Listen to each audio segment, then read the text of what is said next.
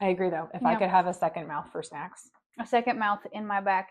But then you would also... So, like, are you just shoveling snacks in with your hands? Or do you have a second person who's standing behind you, like your best friend in the entire world, so that I shovel snacks, like, into your bag, and then you have to stand behind me and shovel snacks into my bag while I'm talking? No, I think I could do it myself. Yeah. Because, like... It's a picture of I'm just talking to you, but also, and there's just this gnashing sound coming from not nowhere, my back. I guess, to be fair, the question is, why does it have to be in your back? Where else would you put a second mouth? I don't know, but why is your back the obvious choice? I don't know. Like, here on your neck now, the crunching would be annoying, because especially, like, for this situation. Speaking of, oh my gosh. Are we still recording? Oh my gosh. I'm not even sorry. Welcome to the conversation about if you have a second mouth so you could eat snacks all the time, where would it be? Put it in the comments. Where would you put your second snack mouth? Where would your snack mouth live? Your hands. I was just going to say that. You could just stick your hand into a bag of chips and it's just feeding itself. Yeah. That's also like an anime reference, though. That's a deep cut. Is it? I mean, he doesn't eat with his hands. I don't understand that. He's got tongues in his palms. Mouths with, like, human tongues. And he wets this explosive clay with his hand tongue mouths. It's a choice. It's gross, but, like, fun character, cool character design. I'm here for it. You know what? Live your best life. Anime characters are always an inspiration for a lot of D&D characters for me. That's fair. I think that's reasonable. Yeah. I don't watch a lot of anime. No characters that I've played, but, like, they live in my brain. There is a Tsunade inspired D&D character in there somewhere. She's a bad bitch. Hilarious. She's just a very... Sorry. Pardon my French. That's okay. I'll cover it with a Lance meow. We got cat meows. Mm-hmm. Sipping my coffee. Pardon me, kids. Yeah, every bleep is just a cat meow, depending on... Mm-hmm. I can change it up, but Lance's is very adorable. Yeah. If it's like a string of cusses, it'll be a Nova. It's Nova. Yeah. Absolutely. I haven't had to use that yet, though, because we haven't, like, stubbed our toe on. Or someone hasn't cut me off. I was going to say someone hasn't cut me off while we were driving or anything yet. No, that's saved for, like, a rage episode. And I don't know. It'll happen. It will happen, but we're not there yet. We're not. We're pretty good at keeping our composure when we're talking to you guys, I think. I think so. Yeah. I think so. We're our friends. We would never cuss at you directly. No. But anyway, welcome back to Are We Still Recording? A podcast about a podcast. I'm Lyndsey. And I'm Jordyn, and this is a new side quest. Well, it's another side quest. It's an episode 2 of a side. It's the second leg of a journey in a side quest. Yes, a quest chain. It's the second quest in the quest chain. Second quest in the quest chain. So grab yourself a beverage. We currently have coffee. It is 4:06 p.m. The best time to drink a full calf coffee. But we've already recorded one episode today. I'm not sorry. I'm not sorry. We're playing D&D tonight, so, like, listen, you need a little caffeine to... We're in the D&D headspace. We are living here on this Monday because I live in the D&D headspace permanently. Absolutely. Like, it's cold as frick outside. So, like, we're just hanging out and enjoying ourselves and living in Alexandria for the day. Except for, so this current D&D side quest that we're on is about another mini campaign that we're looking into. And this would be a mini campaign that I would DM. And it will be a Monster of the Week campaign. Which I had never, actually you've never played either. I've never played it, but I'm a huge fan of the Adventure Zone podcast and the McElroy brothers. And they did a Monster of the Week campaign called Amnesty, and it's very Buffy the Vampire Slayer. It's very supernatural. It's set in West Virginia, so it's, like, super cryptid heavy, and, like, it checks all of my boxes. It scratches every itch in my brain. I love it. I'm so excited to go over this because we're going to kind of go over, like, what Monster of the Week is. Yes. And maybe some ideas that you have, because I've never even, like, until, we listened to the Adventure Zone episode, shout out to the Adventure Zone, for giving us kind of, like, a rundown on it. And I've listened to other, like, podcasts that do basically, like, the GURPS, like, general universal role-playing system, where they can do it in, like, a whole bunch of stuff. So, What is the one where they do movies? Huh? There's a podcast where they do movies with the GURP system. I have no idea, but I need to know because that sounds amazing. Looking it up. I'm gonna have some music in the meantime. That's how we do them, guys.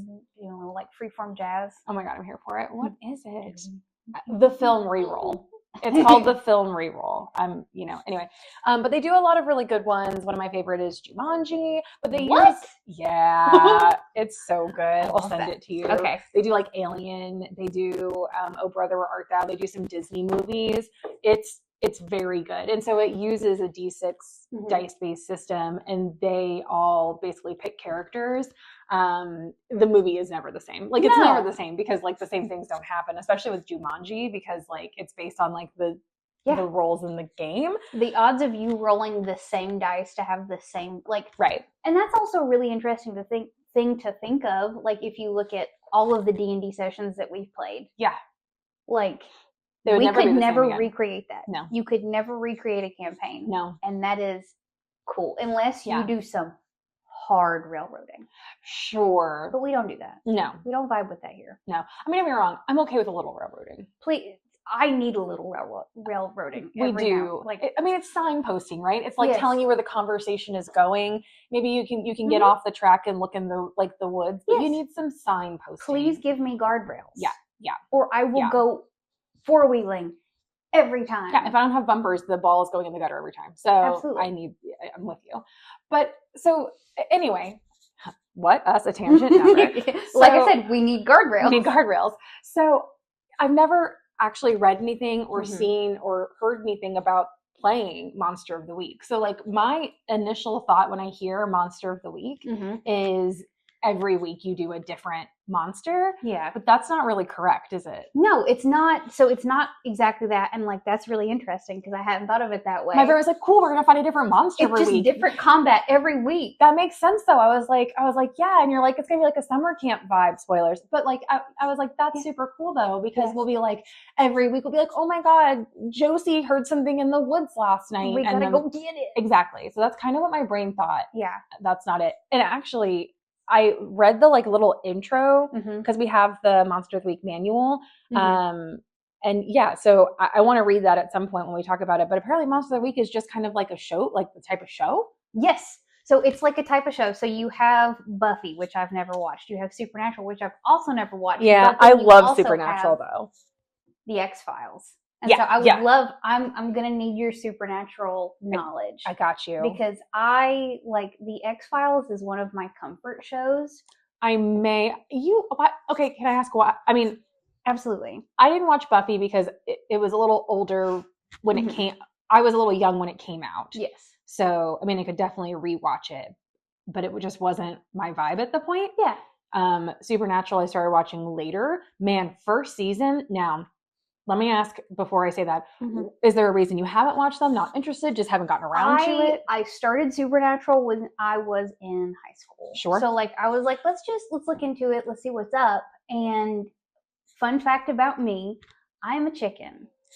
And high school Lyndsey was way worse of a chicken than not college Lyndsey, but like adult Lyndsey. So, and I watched the first episode or the first two episodes and it scared me real bad. Yeah. And but now coming back to it, like my husband showed me X-Files because that's his favorite show. Sure. And I'm like, oh wait, I love this. And like, it's really nice too, because like he knows which episodes that like I can't watch. Sure. There's one where a dog gets hurt. Sure. And like it came on, he's like, oh, and like grabbed the Xbox controller and skipped it. And I'm like, whoa. And he's like, dog gets hurt. And I said, you are a saint. Thank you so much for saving me from that. Chris is the same for me. He knows in movies where he's like, you're going to want to go make us some drinks or grab us a snack for the next. And he just like speeds through whatever scene like I don't need to see. Exactly. And he just moves on. And we're like, he's like, great. He's like, don't have to worry about it. I'm like, I'm not going to worry about it. Thanks so much. Don't ask questions. I don't need to know. I know that he knows what I don't want to see. Exactly. Pick and choose the content that you want. Like you get to put whatever in your brain that you want to. And like the X-Files is just so, like, I like that it's, like, a little bit gritty. Yeah. Like, but it's, like, the exact flavor of gritty that's good because it's still silly. It is. Mulder? I know, 10 out of 10. And what I will say is like, I understand exactly where you're coming from because when I was little, like when I was in like elementary school, my dad used to watch X-Files all the time. Yeah. And I would hear the music and I'd be like, I have to get out of here because I was like, it's going to scare me. It's going to scare me. And then you watch it now and you're like, oh, it's actually not scary at all. But like, it's dark and there's creepy things and whatever. Supernatural is mostly the same way. Yeah. Like the characters are very silly, but the first season is probably the most intense and probably the creepiest because like the first season is a lot of like blonde women getting murdered by scary things. Yeah. So the first season is probably the hardest to get through in that sense. But after that, not at all. But there's a Winnebago episode. We can't say the name. You don't say the name of the thing. Just a fun fact in like Native folklore and Appalachian folklore, not to like take anything from any culture, obviously, or appropriate, but like I grew up in the Appalachian Mountains. Mm-hmm. And first of all, it's Appalachia and not Appalachia, and I will not argue with you about that. We talked about this. We did. If someone says Appalachia, you don't necessarily have to correct them. You just know you can't trust them. Yeah, exactly. Moving on. If you say Appalachia, I'm going to throw an Appalachia.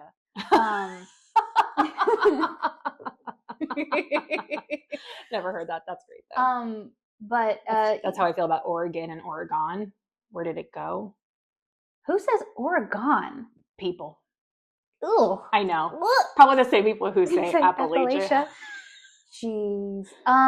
But growing up here, like you learn a lot of things that, you know, you are supposed to and not supposed to do outside at night. Specifically whistle. Do not whistle outside at night. We learned that the hard way. Mm-hmm. I am not from this area, and neither is my boyfriend, and we learned that the hard way. I got a super fun text one day like, hey, what does this mean? I'm like, have you been whistling outside at night? And we got a dog recently, so yes.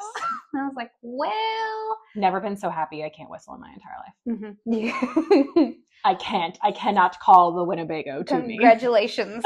Like you win the lottery in one way. But so, and that's also like a huge inspiration for me to like do a Monster of the Week thing because like especially my family and growing up in Appalachia, like my family are very superstitious people. And so like I grew up with, you know, ghost stories about the house that my grandmother grew up in. Yeah. And my mother seeing things like in her hallway at night and the dreams that they would have when their parents died. Same. Did I tell you about that with my... Did I tell you about that? Maybe? Or is this a really weird coincidence we're having? We've had this conversation, but I don't know if you told me the exact like minutia of the story. My mom and her parents had dreams about after their father passed away. They all had the same dream. Interesting. Anyway, we have ghost stories in our family too. Yeah, my grandmother had a dream that like she saw her mother's hand like on her knee on the end of the bed. And then she woke up to the news the next day that her mother had passed. So like it was with her rings and everything. Mm-hmm. And so like that is how I was raised. You know, you are raised with the stories of like the Wampus cat, which is a panther that can stand up on two legs and screams like a woman. Mm-hmm. Might be making an appearance in this arc. Who knows? So excited. Ooh, so excited. I want it to be ultimately like a love letter to the place that I live. Yeah. Because like, as much as like when I was a teenager, I was like, I can't wait to move away from here. It's so washed up. And then like I started growing and then like actually like not settling into the place, but like learning more about it and like leaning into the good parts of where I live. And like leaning into the good creepy parts of where I live and the folklore and the superstition. And folklore is one of my favorite things ever because it's storytelling. And it is native storytelling, and people like, I don't know how to say this eloquently, so I'm going to try really hard. Stories are people's way to rationalize a world that is scary and a world that is kind of outside of their grasp. So like, you did great. Thank you. And so like the people that are from this land, you know, people that are from Appalachia, like this is hard territory to live in. And there's a lot of woods and things live in the woods. And me personally being a superstitious person, things live in the woods. Oh yeah. And that's pretty spooky. And so like you tell stories so that you can warn your friends, but also so that you can make it approachable, and so that you can make it something that you can kind of like have a grasp on. And especially in a Monster of the Week campaign, you can fight it. Yeah. So like that, it just kind of boils down to like this like fascinating, like let's take the folklore of here and make it something that you can interact with. Yeah. And like that, as of right now, it's a very amorphous. Sure. I have this very vague picture of what I want it to be, because like that's how I feel about Heckna. So. Yeah, like a summer camp is like the obvious setting for me personally. Like, I think that makes sense. A bunch of like older, like maybe camp counselors. Yeah, I love it. I'm here for it. Camp counselors that are protecting their, but also there are so many different like, what was it called? Playbooks. It's not classes, it's playbooks. Correct. In the Monster of the Week game. Correct. And so instead of being like a rogue, you would be the crooked, who has maybe a criminal background, or is maybe a master of chicanery, if you will. And or instead of like a wizard, you'd be a spell slinger, or a warlock, you would be the spooky. So like, where was I going with this? Summer camp seems to be the best choice. So you wouldn't have to be a camp counselor, because like I like the vibe of having like, because the professional is one of those. So that would be like a Fox Mulder or a Dana Scully. So like an FBI agent who knows what's up, and you are there as the person who knows the most about this monster. Like you're coming in as the agent who has studied to figure this mystery out. Okay. And like I would love to see any of you in that role. Like, I love it. It feels very Sylvie. Yeah. Like, very, very Sylvie, but put her in a real world summer camp. Yeah. Oh my God, she would be. That's absolutely what she would be. Yes. I didn't even like. She's an FBI agent. She sure is. She's the Cobalt Soul is a fantasy FBI. Oh my God, yes, she is. So let me read the little intro part that I thought was so helpful. So it says, there are monsters out there. Most people don't believe in monsters, but they're real. When someone finds out monsters are real, it's usually just before they get eaten.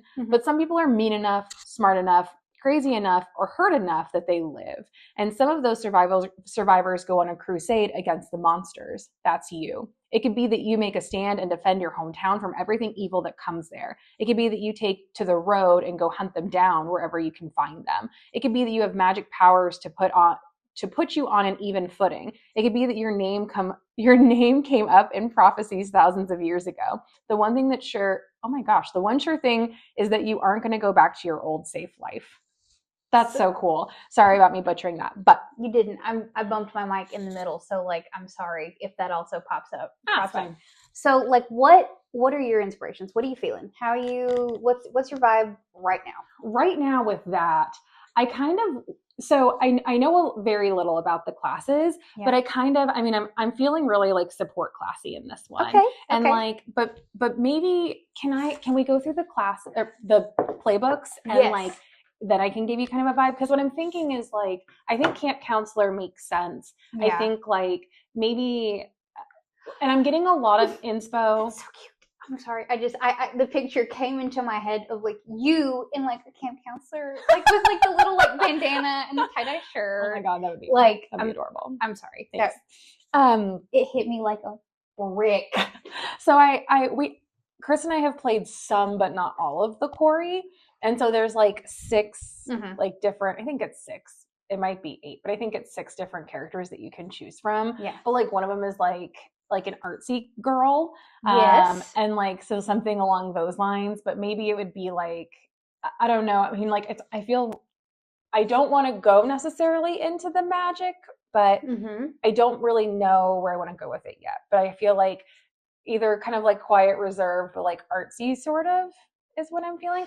Maybe she'd be like, now Jordan's not artistic, but maybe like she'd be like the art The art camp counselor. Yeah. The one who, how to make the bracelets. Yeah. And now, to be fair, neither Lyndsey nor I have been to summer camp. So No. I'm really sorry if we butcher any sort of camp stuff, because I've never been. I really am sorry about that. No, but I also, like, all of my summer camp experience is from, like, hearing about, like, Camp Crystal Lake. Yeah. And the camp from the summer camp. And, like, it's all, like, that's where horror movies take place. And I think that if my parents had tried to send me to summer camp as a child, I would have kicked and screamed and said, do not send me there. That's where I'm going to get axe murdered. That's fair. I mean, to be fair.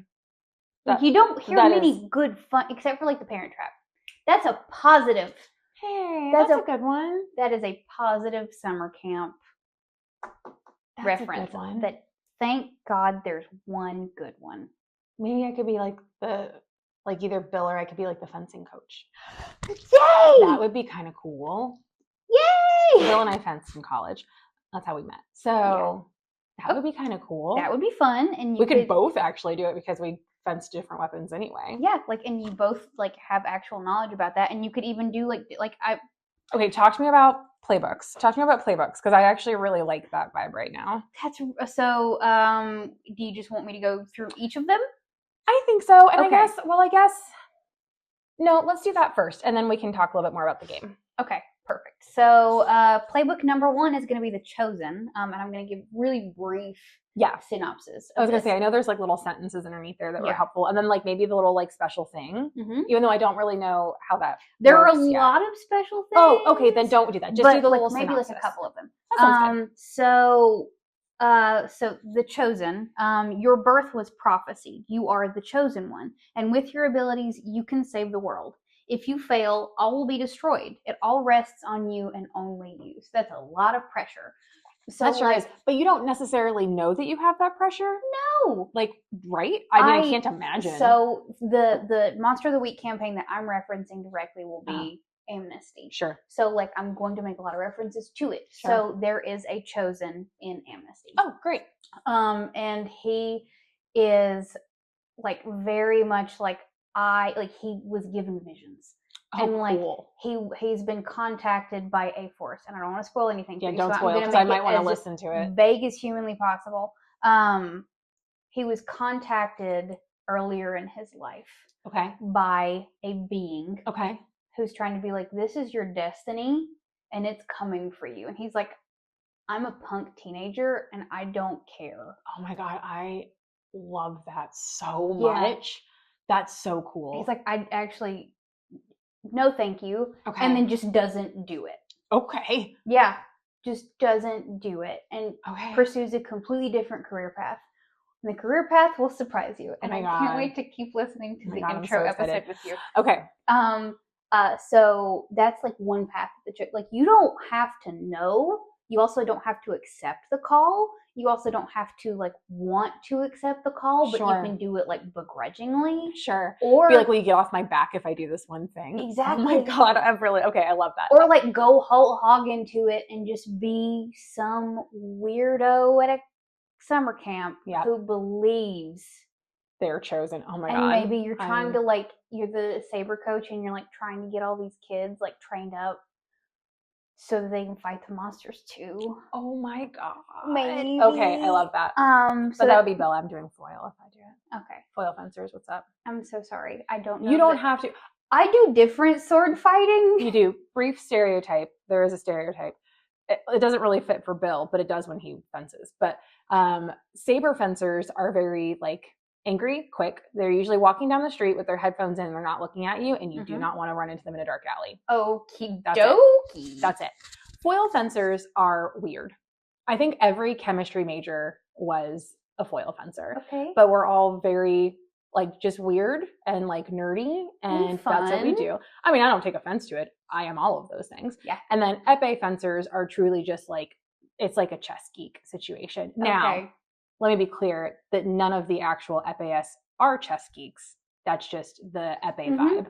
Like, they're all everyone's very cool. And if you fence, you're awesome. I don't care what weapon you fence. You're cool. In the HEMA club that I'm in currently, like, we have people that are in the fencing club in Asheville. Like, there is just a fencing school in Asheville. and they are very much like they don't talk much. They don't really. Because do you know what weapon they fence? I don't. One of them is a teacher, and he also teaches longsword with the HEMA group. So but he does not talk much. So I can only imagine. Like he is very like, I'm going to teach these classes. I don't say a lot of words. I will correct you when you're wrong, and we're going to move very quickly. And it's like, you're terrifying. I have questions for you off mic, but because I won't ask you on mic. But, okay. Anyway, swords. I like swords. I do martial arts, so I can play with swords. So the Chosen would be super cool. Yes. And there are two big moves. Okay. Are Destiny's Plaything. Okay. So at the beginning of each mystery, so the arcs are mysteries. Oh, okay. At the beginning of each mystery, roll plus weird, which is one of your stats. Okay. To see what is revealed about your immediate future. So you'll get a vision. Oh, cool. At the beginning of each mystery. Okay. And how well you roll is how much information you get about the mystery. That's cool. So like you get this premonition about, and so you're able to help moving forward. That's cool. With a okay. vision. I love and that. then I'm here for a reason, is there's something you were destined to do. Work out the details with the keeper based on your fate. You cannot die until it comes to pass. Oh my gosh. If you die in play, then you must spend a luck point, which everyone gets 12 luck points. And you can spend that to like I think it's like reroll or something, right? To avoid harm from injury. Interesting. Or mark luck to change your roll to a 12. Which is an automatic success. Automatic success, and then or you can avoid injury. So one of the two. Okay. But you have to spend a luck point to not die. Sure. So your hand's kind of forced. You will then somehow recover or be returned to life. Cool. Once your task is done or you use all your luck, all bets are off. So like you have 1, 2, 3, 4, 5. You have 7 luck points. Okay. So that's cool. What's the next one? The next one is the crooked. So you got your let's read it. Yeah, I've been around the block. A bit of this, a bit of that. When I came across the secret underworld of monsters and magic, well, it wasn't so different from the underworld I already knew. It was easy to find an angle, just like before. Oh, so they're very much like, how can I play this to my favor? I love that. Like, what are their special things? Their special things are going to be... I'm sorry, I didn't mean to interrupt you. Though. You said, looked like you were going to say something else. I don't remember what I was going to say. Sorry. It's fine. No, it's okay. The coffee has my mind going. My brain moves too fast. So fast. If we do this together and we're both drinking coffee, we're going to lose train of thought derailed. Multiple casualties. Like... the train just off the tracks. You're ignoring the signpost now, guys. Exactly. So this one doesn't have, because the Chosen has 2 moves that you have to take. So those were the 2 moves that you have to take. Okay. But this one doesn't have any that you have to take. But a couple of them would be like pickpocket or charlatan. Okay. So, or like grifter. So you're a con man. And like, I love the con man. And like, that was another character in Amnesty. Okay. So you got more choices with the cricket. More choices. Okay. You can be a little bit of a bad boy. You can be a little bit of a criminal. And that one's fun. You then have the divine. Okay. So I am the light, the sword. I am sent to defend the meek from darkness. All evil fears me, for I am its end. So like, you are a divine being. Oh, you were sent by a divine being. You're an angel or something of that ilk. Gotcha. Like, that's kind of your whole thing.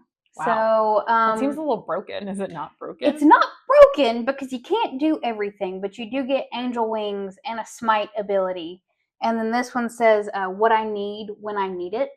You may store any small object you own, putting it into a magical sphere that nobody can get to. You may retrieve anything you store at any time and it appears in your hand.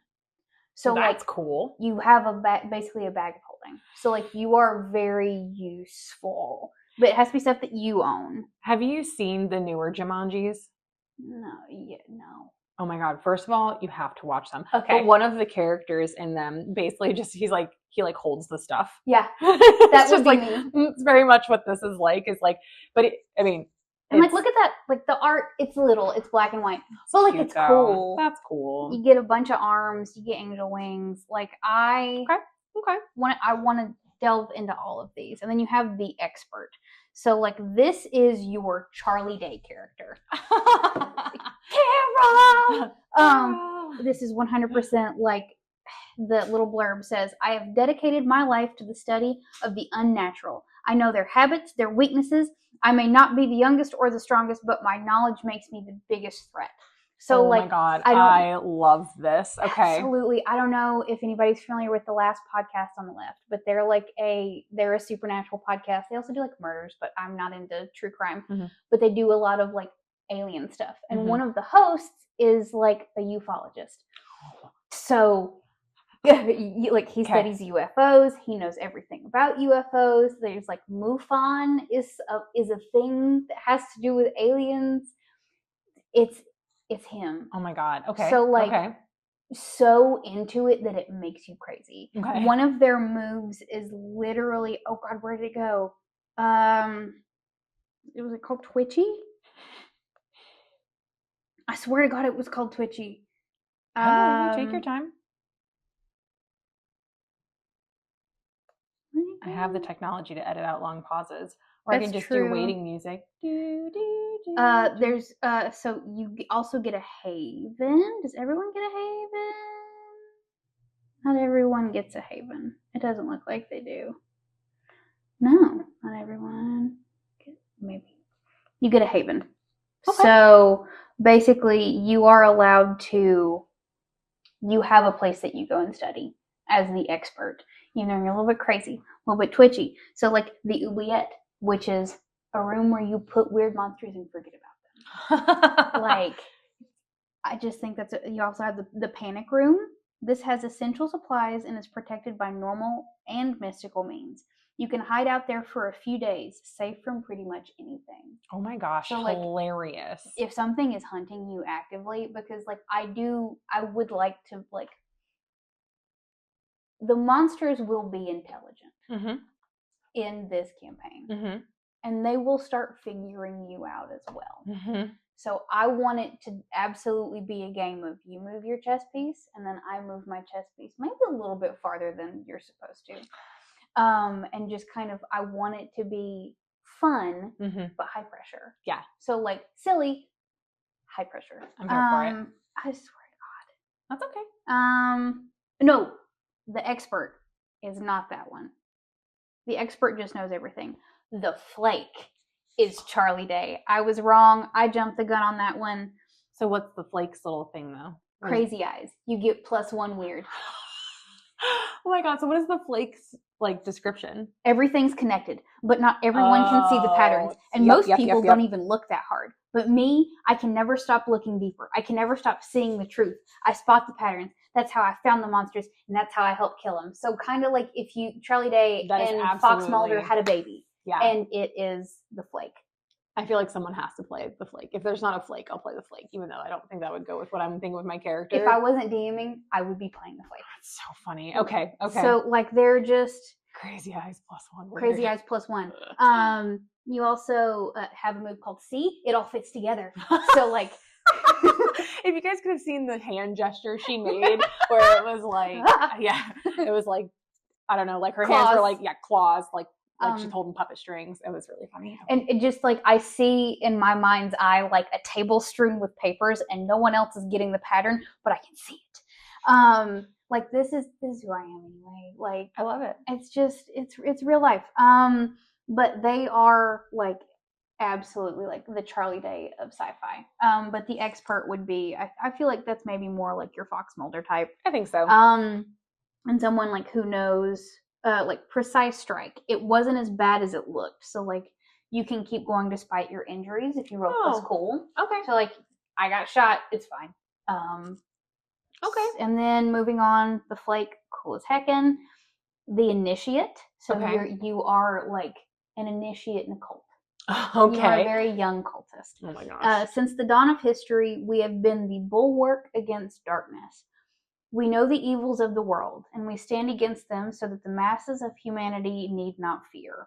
We are the flame that cleanses the shadows. Oh my gosh, hilarious. So very much like your shadow society. The move that you have to take is when you are in good standing with your sect, so Mhm. that's like, I assume your cult, Mhm. at the beginning of each mystery, roll plus charm. On a plus 10, they provide some useful info or help in the field. On a 7 to 9, you get a mission associated with the mystery, and if you do it, you'll get some info and help too. So like they can like, you get more information. So plus 10, the most information. Mhm. 7 to 9, like this is your job, and you'll get maybe a little bit of extra XP at the end of it too, if you do your job well, and a little bit more help. But on a miss, they ask you to do something bad. Oh gosh. If you fail a mission or refuse the order, you'll be in trouble with the sect until you atone. Oh boy. Okay. Okay, that's interesting. And like the art is very cool. They're wearing sunglasses. And then boop, the monstrous. Okay. So you pick a curse because you're a monster half breed. Oh, okay. So you fight fire with fire. Okay. Kind of that whole deal. It's like, I feel the hunger, the lust to destroy, but I fight it. I never give in. I'm not human anymore. Not really, but I have to protect those who still are. That way I can tell myself I'm different to the other monsters. Sometimes I can even believe it. Oh, So that's cute. I like it a lot. And then so the curses are feed. You must subsist on living humans. So it's kind of like a vampire, basically. There's a vulnerability. Pick a substance. You suffer +1 harm. When you suffer harm from it, you are bound or surrounded by it. You must act under pressure to use your powers. So like Interesting. kryptonite. Sure. Okay. Or silver. Okay. Pure drive. One emotion rules you. Oh. Hunger, hate, anger, fear, jealousy, greed, joy, pride, envy, lust, or cruelty. Wow. Whenever you have a chance to indulge that emotion, you must do so immediately or act under pressure to resist. Wow. And then Dark Master. You have an evil lord who doesn't know you've changed sides. They still give you orders, and they do not tolerate refusal or failure. So basically, like, you're a shadow agent. You're a double agent. Wow. Which could be neat. That's cool. I like Monster of the Week because it really leans into the storytelling aspect as opposed to like the dice outcome aspect. Yeah. Okay. Which I love. Don't get me wrong. I love dice. And then you have the mundane. Mm-hmm. So you heard about how monsters only pick on people with crazy powers who can fight back on even terms.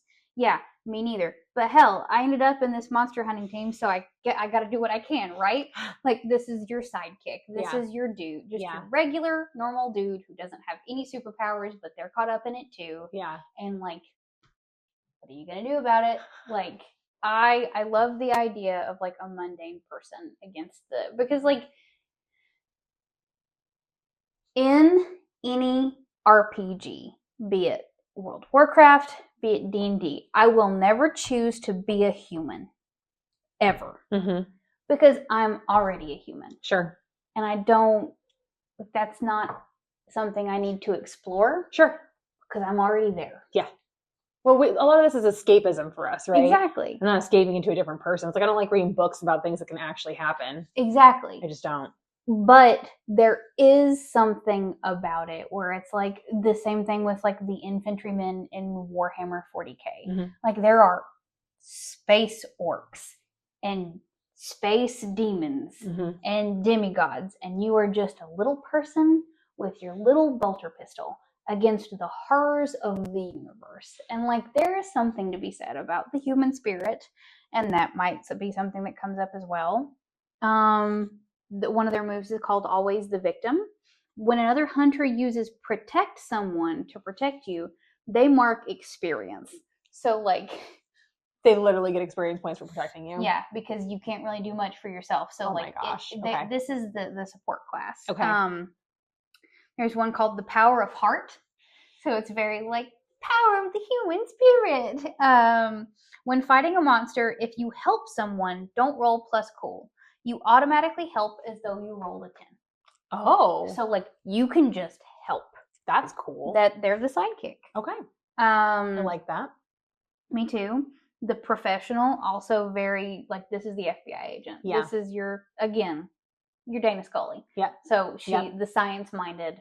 I know what I'm looking at, and I'm going to look at it a little bit closer. Their blurb says, it's kind of strange when your regular 9-to-5 job is to hunt down monsters. Still, that's the job I took on when I joined this outfit. It pays well and the benefits are good. Like they say, you don't have to be crazy to work here, but it sure helps. Like, I can just imagine that on, like, the door of a monster hunting bureau. Yeah. Like, in a very, like, old 70s lobby with, the plastic palm in the corner. Yeah. Like, I'm inspiring myself as we do this, so this is good. I love it. And then, like, one of their moves is, where did it go? Unfazable. Take +1 cool. So they're, stalwart in the face of scary. You also have the medic thing. So you have a full first aid kit and the training to heal people. So, like, you can, like, very Dana Scully. Like, great. I know science and can use it to help. Well, she's a doctor. Exactly. She's a doctor. Yeah, that's cool. I want to go watch the X-Files. The spell slinger. So you are the caster. You are a caster, but, like, the main caster. And their only blurb says fight fire with fire magic.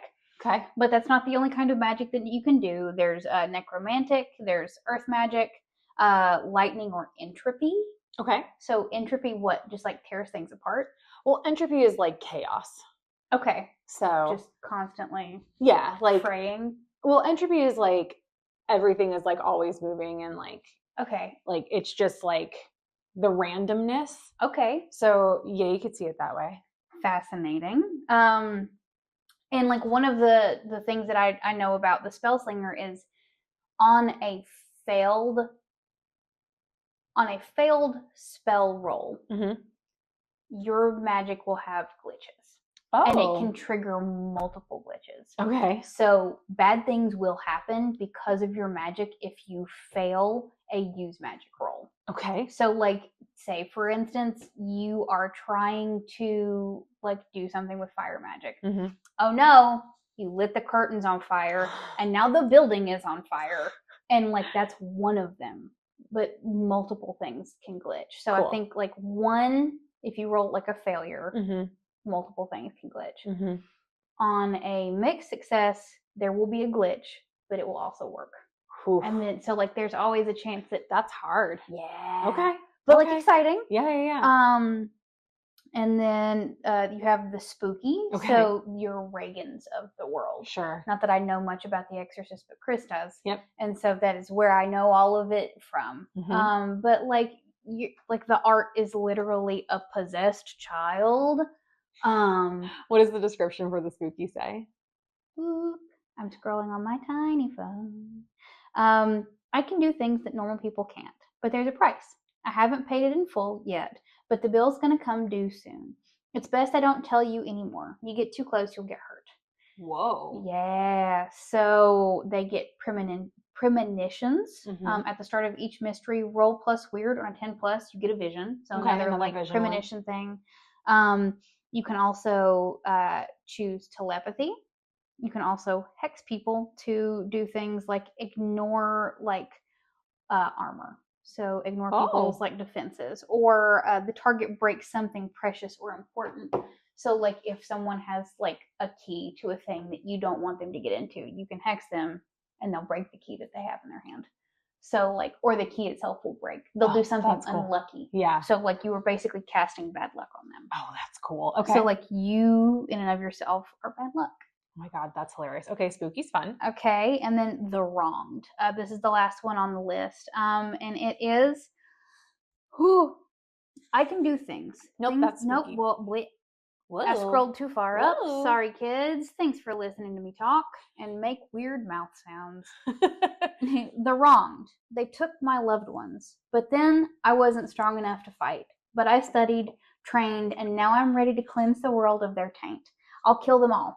That's all I have left. So you have lost something to the monsters of this world. And then the basic move that you get, that you will take, is I know my prey. And you get +1 ongoing when knowingly investigating, pursuing, or fighting the breed of monster that caused your loss. Whoa. So you are cool. designed to hunt that one thing.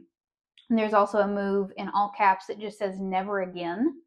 In combat, you may choose to protect someone without rolling, as if you had rolled a 10+, but you may not choose to suffer a little harm. So, like,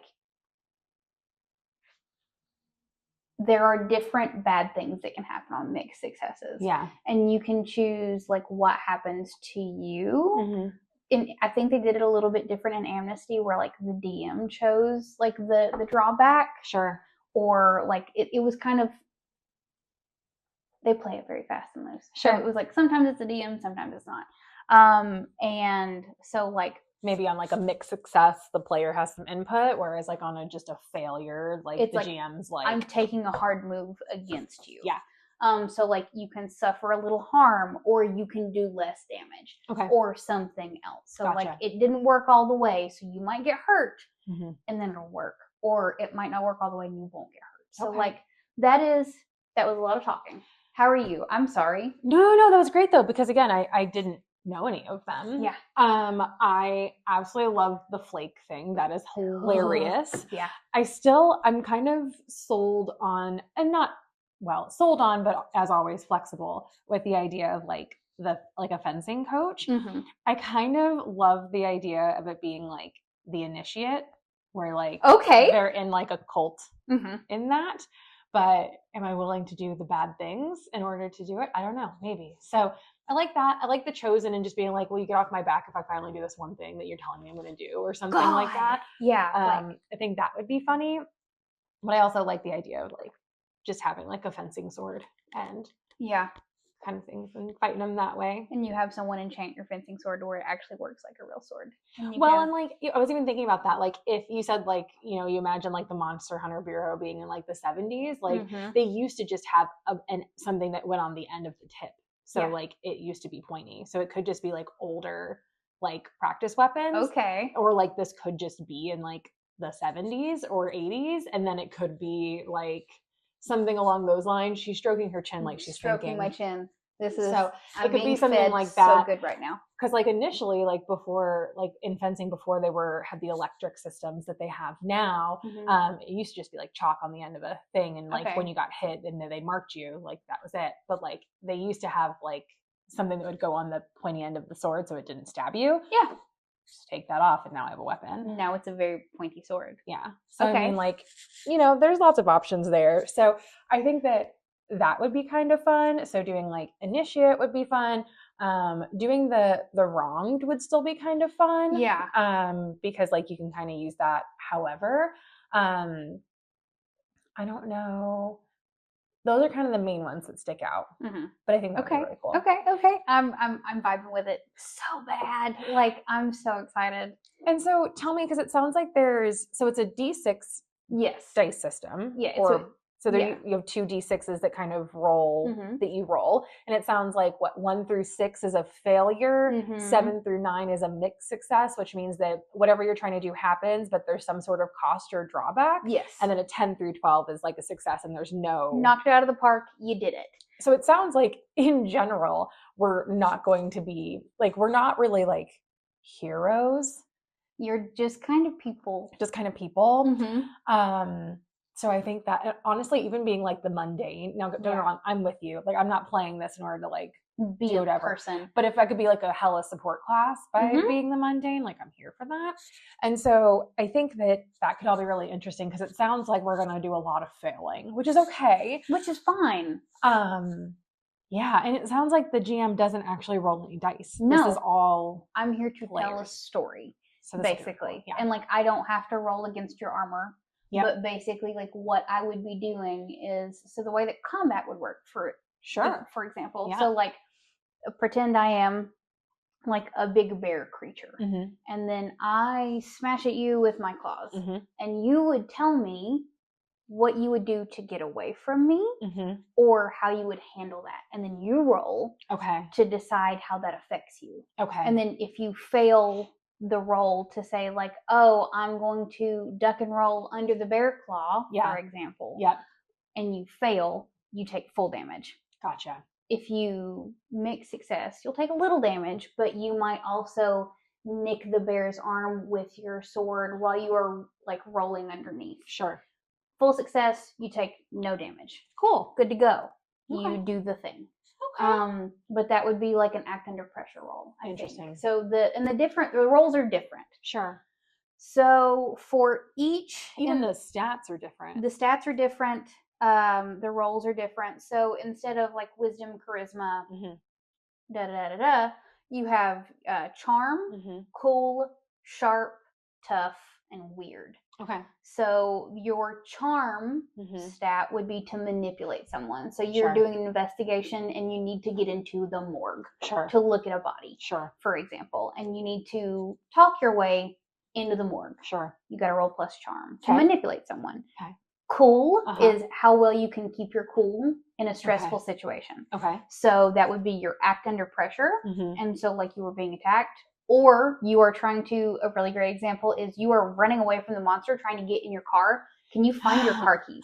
Oh my God, that's hilarious. Can you find the correct car keys? Sure. Would that also be kind of like if you're like trying to, like we are sneaking into the morgue and we're not supposed to be there, and it's like, can I roll a cool, like I want to roll cool to see like if anyone notices me, but like I'm just acting really cool because I'm supposed to be there. I'm acting like I'm like that. Would I guess that could be charm or cool. Yeah, that would be a manipulate someone because you're trying to manipulate. But like I think that would definitely fall under like an act under pressure. Sure. Because like you are being looked at and you are acting under pressure. Can you keep your cool while you are trying to be sneaky, and then also help out? So like you can add like a +1. I think it's been a really long time. That's okay. The numbers and things in those, that's fine. But you can like help out. Sure. So that can be your action instead of taking an action would be like you can up someone from a failure. If they roll a 6, you can give them that bump up to a 7 for a mixed success. Cool. So that's very, very nice. Yeah. Okay. Sharp is how brain sharp you are. So that would be to investigate a mystery, obviously, and then also read a bad situation. So you are in a quick time event and multiple things are happening around you. Like, can you figure out the fastest path of egress? Can you figure out which exit is the correct exit? Or like someone like you've maybe run afoul of local police. And maybe the local police are on the side of the monsters. Can you tell that they're on the side of the monsters? Read a bad situation. You're in trouble. How in trouble are you? Okay. Tough is you got 2, so kick some ass. That's your roll to punch. Yeah, your brawl. And then protect someone. So that's how you get in front of someone to kind of like, you can also do that. And then weird is just use magic. Weird is just your magic rolls. So yeah, those are the stats. And then like, that's pretty cool. And so it sounds like you just tell a story and it's more, like you said, more storytelling than it is dice based. But when something's not 100% clear is when you kind of roll a stat and you just tell us what to roll depending on what we're doing. Okay, cool. Like I think that instead of it being like, so for D&D for me, it's like, I'm going to say 60% storytelling. Well, no, 50-50. 50% dice-based, 50% storytelling-based. This is more like 70% storytelling-based and 30% dice-based. That feels right. Yeah. So, and like, I'm excited to do that, and I'm excited to like put you guys in really like weird, uncomfortable situations. Not that I'm excited to put you guys in comfortable situations, but it's like, let's see, like, I don't know. I'm not very acquainted with like being the game master. Which are called keepers in Monster of the Week. So like, this isn't something that I'm super experienced with. But like, it's something that I'm excited to try out. And maybe do something different from our norm. Maybe do something that's not quite D&D. So just like a little taste of something else. I love that though. I mean, we could break. It'll be a good switch. It'll be a good intermission. How long do you have any idea how long like an arc is? Does it just depend? I think it would depend. Is it like 3 or 4 sessions? I would say 3 would be an arc. Okay. So I would maybe want to do like a month and a half to 2 months. Sure. So do like 3 hunts. Yeah. I think that would be enough time for me to tell a story. Yeah. Is like a month and a half. I think that's fair. If we hit every Monday. Sure. And if we don't get sidetracked. Which I think it's easier to not do with this. Because there isn't. Yeah. We're not exploring a whole world here. Yeah. We're exploring a summer camp and doing it will be a very small map. That's fine. So, well, not small map. You'll have woods. Sure. But I mean, still, like, it's not. It's a summer camp. The entirety of Exandria. Correct. Yeah. Correct. Okay. I love that. I think that's really exciting. Yeah. I think that's going to be good. Yeah. And I think, like, I know you're a good storyteller. Thank you. So I have no doubt in your ability for that. Yeah. And I think it's going to be a fun little group no matter what we decide to do. I really want to look into doing it like September, October. Okay.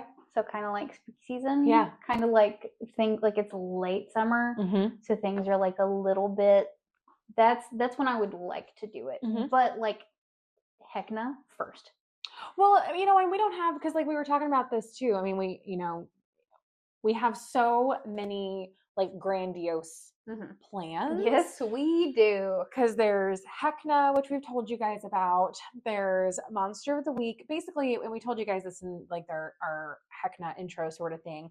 Like we, after campaigns, and I think a lot of people do this, we'd like to do little like mini like breaks and other things. I think Heckna would basically be like a short but probably pretty full campaign. Yeah. So I don't know how we want to do that. So maybe what we would do, depending on when we end it, is maybe we would try Matthew's thing, which we'll talk about a little bit. We'll see if we can get Matthew on here to like do a like recording and tell us a little bit about the idea. Friday. Get him in the recording booth. Let's do it. Yeah. So that might be something that we can do. So we'll think about that. So we're trying to figure out how do we organize this, because we're also really excited for C4. Because like I just had the thought, like, I think that C4 is supposed to start at the end of this year. We're looking at the end of this year. There's no strict timeline for it on Manza's part. Gotcha. Because, like, that's the thing, is where he's like, if you guys want, I'm sure he would love, like, a bit of a break anyway. And so, I mean, I personally think we just go wherever the momentum takes us. Absolutely. And so if it's like, we're feeling the end of it, and it's like, who's got the energy for this? Who's got the most oomph and the most excitement? Yeah, because I think like we can all like either put together or come up with characters relatively quickly. So like if we're getting to like the end, and we might even want like a week or two off. Yeah. And so like, especially in order to like prep. And so if we have like a week or two off, we can like plan for everything there and just see who's got who's like, I'm stoked for this, let's do it. And then we can always go from there. But I think we just go with the momentum. And if we're like, feeling good after this, and it's like, I think I'm ready for C4 now. And like, as long as, whoever's going to be DMing or jamming for us has it ready, then I think we're good. And I would even be interested in like offering it up as like if we do start campaign 4 at the end of this year, like next summer 2026, like let's do a summer break at summer camp, an unnamed summer camp that I haven't figured out a good spooky name for yet. Well, like let's do summer break. I mean, and the nice thing is too, like the nice thing about this that may or may not be, you have to tell me how you're feeling about the vibe. One, it might be good for you to do it over the summer in between classes and stuff, give you a little more time. And two, we could always do a hunt and then a couple of something else, and then come back and do another hunt. And so we could like break it just up like a little that bit. Mystery in the air. Yeah, absolutely. So we can kind of go from there and see. But I think all of us are pretty open and flexible to that. And this could also, going off that idea, that's a really good idea of like have this something that's always kind of running in the background. Yeah. Like what if and like so like there's a week where 3 of us can't play. Sure. But 3 of us can play, and one of it and I can DM. Yeah. So like, hey, do you guys want to do a hunt? Like, would you guys want to investigate this mystery, and then we can bring everybody else in next time? So this could always be something that we just have in the background. And I know for me, like, obviously I get burnt out from doing like a full session. Doggo's barking. She just woke up and got very anxious about something. Trixie, it's okay. Come here. You're okay. Come here. We're almost done. Nothing's outside. Did you have a nightmare? My pretty girl. Did you have a bad dream and you had to go tell the world about your bad dream? But I think like, I know I get pretty burnt out from DMing like for months and months on end. So it might be a nice break if I'm like, hey, I'm running out of stuff. Can we do like a monster of the week thing? So we can always intersperse it with Heckna or whatever. So like, I'm also very flexible to that. If that's not overwhelming for everyone else to juggle like multiple stories can be. So like, well, maybe we can ask the group tonight and see, but I think that's a great idea. Absolutely. Like, I'm happy to pinch hit if somebody's tired. Yeah. Like, I would love to take the reins every now and then and plunge us into, I've got to come up with a good name for our summer camp. Summer camp. See, it's the Bellatrix summer camp. She says that's the name. Well, I think that's anything else that you wanted to include on this? The only thing that I have really is like, I don't want to just do folklore monsters. And so like, I'm trying to figure out like, what are some other good, weird monsters to have you guys hunt? Because like, I've had a couple of ideas for like what a good hunt would look like. If we're doing it in like I feel like the 90s. Okay. Even kind of feels good. Yeah. So like early arcades. What could go wrong in an early arcade? Oh, that's like, cool. So stuff like that. Like I've got a lot of ideas. None of them are concrete. But like, this is absolutely something that I could just like put one in my pocket and have a folio of like, okay, we'll do this one this week and we'll do this one this week. So like, just have it ready to go. I love that. I think that's great. And just keep writing it in the background. But that's it for me. I'm super duper excited. That's awesome. It's Trixie says she's excited too. I'm glad. It is intimidating to DM for like my friends that I've played with forever. But that's only because it's me and like, you have set such a high bar. And Mans sets such a high bar every single week. Like, and Matthew did and Bill did. Everyone's DM'd a little bit. Yeah. And so like, the bar is... But we're all learning something new together. Yeah. So I mean like, and obviously it's not like anyone's going to be judgy about it if we're all learning and looking it up. So I mean like, it's okay. Matthew will not deny me dinner if I do a bad job. No, I don't think he will. But yeah, as always, guys, like, comment on these videos. It always helps with the algorithm. Hit the bell if you want to be notified whenever we upload a new video. And yeah, I think that's kind of all we have for our side quest this week. Yeah, thanks for listening to us. Thank you for listening. We ramble especially. And you know, enjoy your adventures out there. Yeah, be safe, guys. Have a good time. Drive safe. Bye. Bye. Well, that was, man, I did a lot of talking. That's okay. But now I'm stoked. I'm excited. That's going to be so much fun. Like, what do you think, Twixty? Can we make you into a Monster of the Week character? I think Trixie's already a Monster of the Week character. She's a monster, for sure. I've made that decision. For sure. She's a werewolf. She's a werewolf. Oh, crap. I think we're still recording. Sorry, guys. Oops, sorry. Bye.